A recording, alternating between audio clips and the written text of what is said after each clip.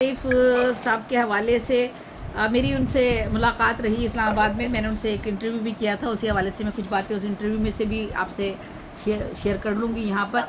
आप कहते हैं कि मेरे खुदा मुझे इतना मोतबर कर दे, मेरे खुदा मुझे इतना मोतबर कर दे, मैं जिस मकान में रहता हूँ उसको घर कर दे। बहुत बहुत मशहूर उनका शेर है, मैं जिस मकान में रहता हूँ उसको घर कर दे। और ये भी उन्हीं का बहुत मशहूर मिसरा है, बाद में हमने भी इस्तेफादा किया है इससे। तुमसे बिछड़ कर ज़िंदा है जहाँ बहुत शर्मिंदा है। तो मैंने तो खैर कायदे अज़म शर्मिंदा है, मैंने उसमें एक इसमें इस्तेमाल किया था, इस्तेफादा किया था। तो तुमसे बिछड़ कर ज़िंदा है जान बहुत शर्मिंदा है, ये बहुत मुख्तसर सन का शेर है। और मिट्टी की मोहब्बत में हम आशफ्ता सरों ने वो कर्ज़ उतारे हैं कि वाजिब भी नहीं थे। मिट्टी की मोहब्बत में हम आशफ्ता सरों ने वो कर्ज़ उतारे हैं कि वाजिब भी नहीं थे। ये पूरी गज़ल सुनिएगा, बहुत खूबसूरत गज़ल है उनका। ज़माना हो गया खुद से मुझे लड़ते झगड़ते, ज़माना हो गया खुद से मुझे लड़ते झगड़ते, मैं अपने आप से अब सुलह करना चाहता हूँ। और फिर आप कहते हैं अज़ाब ये भी किसी और पर नहीं आया, अज़ाब ये भी किसी और पर नहीं आया कि एक उम्र चले और घर नहीं आया। तो जैसा कि आप एक शेर उनका और यहाँ मैं पहले पढ़ लेती हूँ, मुझे नज़र आ गया। कहीं कहीं से कुछ मिसरे, कहीं कहीं से कुछ मिसरे, एक आध गज़ल कुछ शेर, इस पूंजी पर कितना शोर मचा सकता था मैं। आप सोचें कि जिनको इतना बड़ा मर्तबा मकाम मिल जाता है और वो उस मर्तबे मकाम को पाने के बावजूद इनकी सारी का इजहार करें, तो ये बड़ी बात है, हम तो कुछ भी नहीं है उसके आगे। कहीं कहीं से कुछ मिसरे, एक आध गज़ल कुछ शेर, इस पूंजी पर कितना शोर मचा सकता हूँ मैं। और हम तो छोटी छोटी सी चीज़ें हो तो बहुत ज़्यादा अपने आप को समझने लगते। तमग़ा हुस्न कारकर्दगी आपका एज़ाज़ है, सितारा इम्तियाज़ है, निशान इम्तियाज़, हिलाल इम्तियाज़, मुक़्तदरा कौमी ज़बान के साबिक़ सदर नशी, साबिक़ चेयरमैन अकेडमी अद्वियात, साबिक़ सरबरा उर्दू मरकज़ लंदन में रहे, इको आपका इदारा जो सकाफ़ती इदारे के आप सरबरा रहे, ईरान में काफ़ी अर्से तक, वहाँ भी मेरा जब वो थे तो 2-3 मरतबा मेरी बातचीत भी उनसे हुई। और आपकी 12 तकरीबन किताबें आपकी है। और लखनऊ से आपने मास्टर एमए किया था और फिर पाकिस्तान मुंतकिल हो गए थे। कोलंबिया यूनिवर्सिटी से आपने एक मीडिया मैनेजमेंट का अमेरिका से एक कोर्स भी आपने किया था। और मुझे जो उनकी बहुत खूबसूरत गज़ल वही जो अभी आपने पढ़ ली, मैंने इफ्तिखार भाई से कहा था, इफ्तिखार भाई ये मैंने इस अपने शायद कॉलेज या स्कूल के ज़माने में सुनी थी इनकी गज़ल, जब नूर जहाँ ने गाई थी, और मैं इसे गुनगुनाती ही रहती थी कि दियार नूर में तीरा शबों का साथी हो। मैंने कहा बिल्कुल गैर इरादी तौर पर ये इतनी मुझे पसंद आई थी कि मैं उससे झूठ भी बोलूँ तो वो मुझसे सच बोले, मेरे मिजाज के सब मौसमों का साथी हो। यानी कैसी ख्वाहिश का इजहार किया है कि आप उससे एक ऐसी तवक्को रख रहे हैं जिसको जो हम अपनी ज़िंदगी में कर नहीं सकते किसी से। मैं उसके हाथ ना आऊँ और वो मेरा होके रहे, मैं उसके हाथ ना आऊँ और वो मेरा होके रहे, मैं गिर पड़ूँ तो मेरी पस्तियों का साथी हो। यानी इतना एतमाद, इतनी खुद एतमादी किसी पर जाहिर कर देना, वो मेरे नाम की निस्बत से मोतबर ठहरे, गली गली मेरी रुसवाइयों का साथी हो, तो मैं उससे झूठ बोलूँ तो वो मुझसे सच बोले। ये सबसे बहुत खूबसूरत, पूरी इनकी पूरी गज़ल ही बहुत खूबसूरत है। और बार बार मैं इसका ज़िक्र भी उनसे करती रही जब उनसे बात कर रही थी।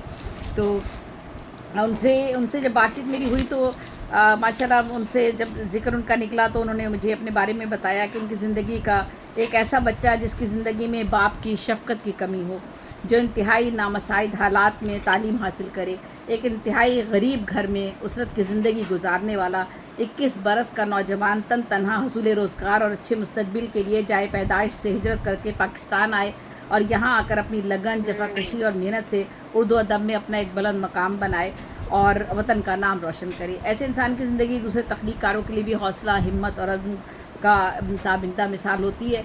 कहीं कहीं हम ये भी कह सकते हैं कुछ खुशकिस्मती भी होती है, बहुत से लोगों की किस्मत भी यावरी करती है और उनको मर्तबा और मकाम बड़ा बुलंदी तक ले जाती है। मेहनत तो खैर कारगर होती है।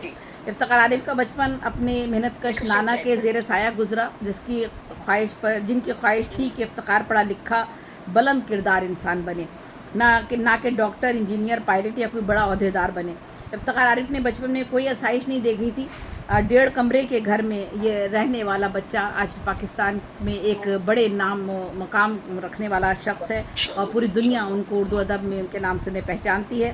افتخار عارف کو بچپن سے ہی مطالعے اور علم حاصل کرنے کا بہت شوق تھا۔ گھر میں لانٹین کی روشنی میں رات گئے تک وہ پڑھا کرتے تھے۔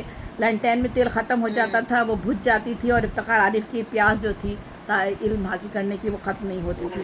بچپن سے ہی بہت بے اندازہ انہوں نے کتابیں پڑھیں، اور چھوٹی عمر میں ہی ان کو ذوق بصارت کی باعث انہیں چشمہ لگانا پڑ گیا۔ بچپن میں ہی لگانا پڑا تھا انہیں۔ جو اسکول کے ایک استاد نے انہیں نظر ٹیسٹ کروا کے لگوایا، اس وقت وہ 9ویں کلاس کے طالب علم تھے۔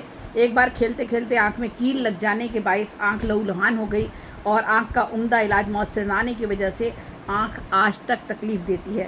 افتخار عارف کا ماشاءاللہ حافظہ بلا کا تیز ہے۔ آپ اپنی موجودہ زندگی سے مطمئن ہیں، اللہ کے بہت احسان مند ہیں۔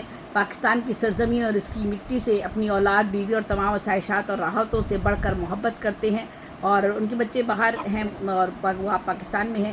یہ پاکستان میں جس نے انہیں عزت، منصب، شہرت، پہچان، تشخص عطا کیا، انہیں بچپن کی تمام محرومیوں اور تلخ یادوں سے نکال کر ادبی حلقوں اور انتظامی امور میں انہیں عزت و توقیر اور پذیرائی کی بلندیاں بخشی، اور یہی پذیرائی ان کے لیے خوشی، طمانت اور سکون قلب کا باعث بنی۔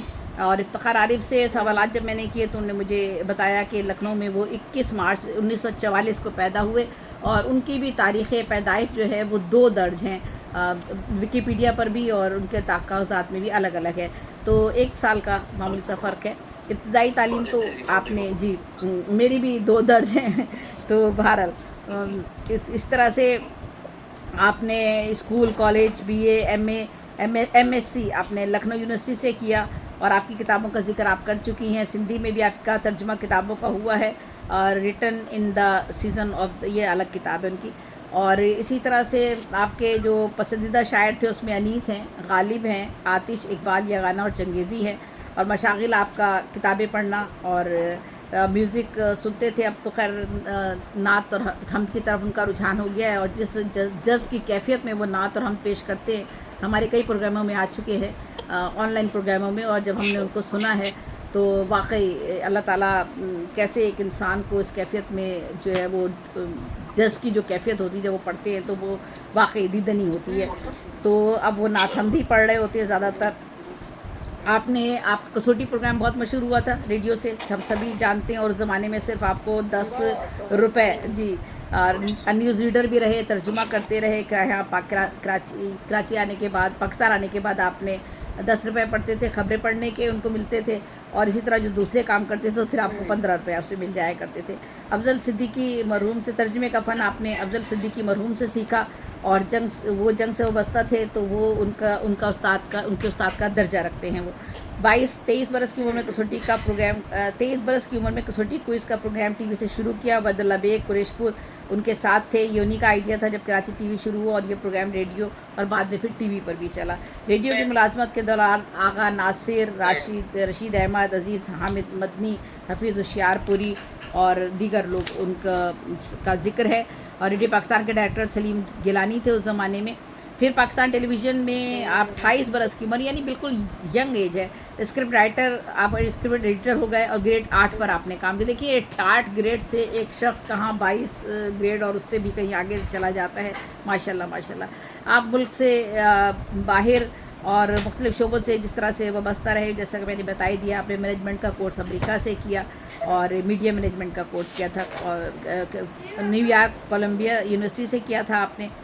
اور پھر اسی طرح سے مختلف آپ کی ادبی تنظیموں کے حوالے سے آپ کا میں نے ذکر کیا، جو ہماری ادبی تنظیمیں سب سے بڑی ادارے ہیں، ہمارے سرکاری ادارے، ان کے آپ سربراہ رہے ہیں، اور آپ کے شعری مجموعوں کا ذکر ہو ہی چکا۔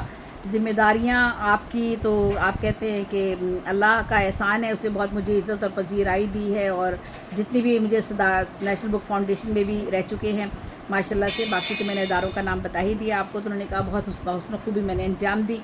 اور آپ کی شاعری کا آغاز کس عمر سے ہوا، تو آپ نے اس کا جواب دیا کہ میں بیت بازی میں حصہ لیا کرتا تھا، ہزاروں شعر مجھے یاد تھے۔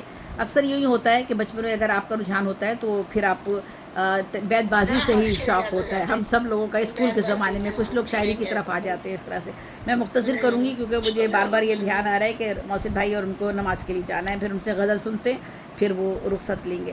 تو اسی طرح سے آپ پہلے ایاز بھائی کو بھی سنیں گے. تو بہرحال یہ ایک لمبا طویل انٹرویو ہے اور کافی وقت لگا بہت. میں اصل میں جب بھی انٹرویو کرتی ہوں تو میرے انٹرویو ایسے ہی ہوتے تھے کہ پوری زندگی کسی انسان کی میری زندگی میں آ جائے اور اس کی پوری زندگی کا تجربے سے میں بہت کچھ سیکھ لوں.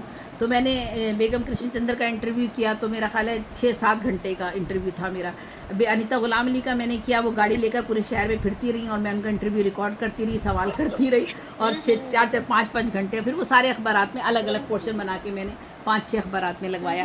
تو افتخار عارف صاحب ماشاءاللہ ہمارے عہد کا ایک بہت بڑا نام ہے.